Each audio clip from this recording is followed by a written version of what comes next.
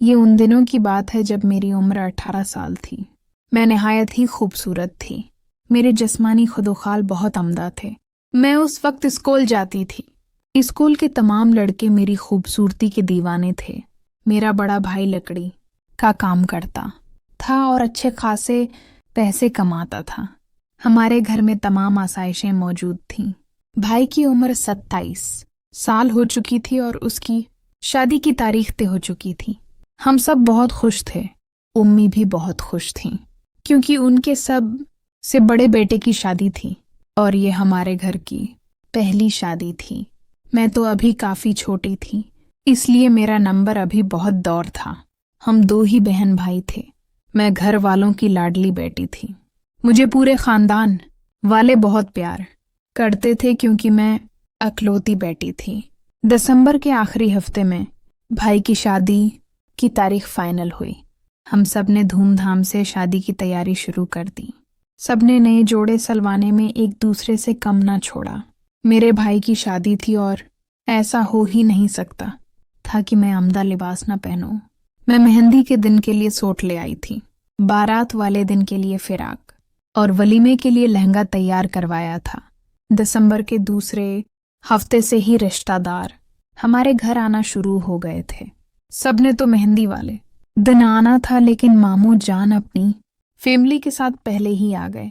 उम्मी का एक ही भाई है, वो दुबई में रहते हैं।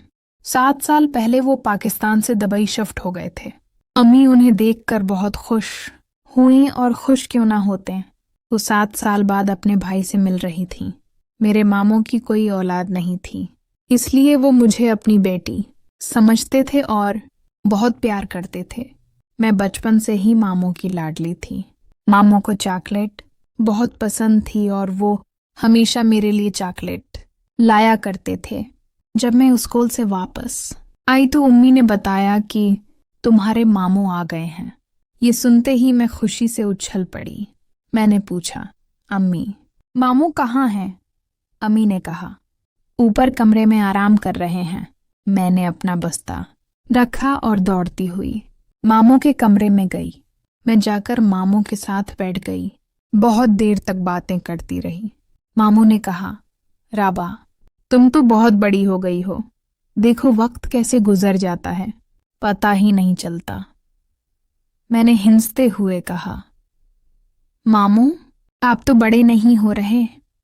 वो हंस पड़े और बोले, मैं आज भी जवान हूं। मैंने कहा, मामू आप मेरे लिए चॉकलेट नहीं लाए। मामू ने कहा, नहीं इस बार नहीं। मैं नाराज हो गई तो वो हंस कर बोले, अरे मजाक कर रहा था। ऐसा कैसे हो सकता है कि मैं अपनी बेटी के लिए चॉकलेट ना लाऊं? फिर उन्होंने बैग से चॉकलेट का एक डब्बा निकाला और मुझे 2 चॉकलेट दे दें। मैंने कहा, मामू मुझे पूरा डब्बा चाहिए। मामू ने कहा, इतनी जल्दी भी क्या है, ये सारा तुम्हारे लिए ही है, मगर अगर अभी दे दिया तो तुम फौरन खत्म करके फिर मुझसे मांगोगी। मैंने हंसते हुए कहा, मामू आप तो बहुत समझदार हो गए हैं।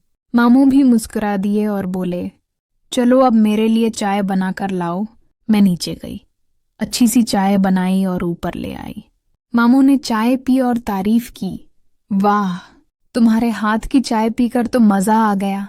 मैंने कहा, मामू अब इजाजत दें, मुझे स्कूल का काम करना है।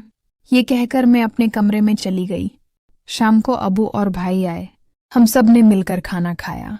उसके बाद अबू और मामू काफी देर तक बैठे पुरानी यादें ताज़ा करते रहे। मैं अपने कमरे में होमवर्क करने लग गई। रात के 11 बज चुके थे। मैं अपने कमरे में अकेली थी और काम में मसरूफ थी। मैंने हल्का सा लिबास पहना। हवा था क्योंकि मुझे यकीन था कि मेरे कमरे में कोई बगैर इजाज़त नहीं आएगा। मैं अपने काम में इतनी मसरूफ थी कि मुझे एहसास ही नहीं हुआ कि मामू कब कमरे में आ गए। जब मैंने पीछे मुड़कर देखा तो वो सामने खड़े थे। मैं अचानक घबरा गई। मैंने फौरन अपना लिबास दुरुस्त किया और कहा, मामू आप? उन्होंने कहा, मैं तो आधे घंटे से यही हूँ, तुमने ध्यान ही नहीं दिया। मैंने कहा, आपको यहाँ नहीं आना चाहिए था। मामू ने बात बदलते हुए कहा, मैं तो तुम्हारे हाथ की चाय पीने आया हूँ। मैं नीचे गई, चाय बनाई, ऊपर लाकर दी।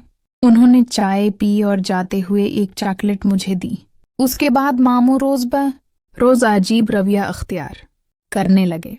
वो मुझे गैर मामूली अंदाज में देखते और मेरे करीब आने की कोशिश करते। एक दिन उन्होंने पूछा, शादी का क्या इरादा है? मैंने कहा, अभी तो पढ़ लिख कर अपने पैरों पर खड़ा होना चाहती हूँ।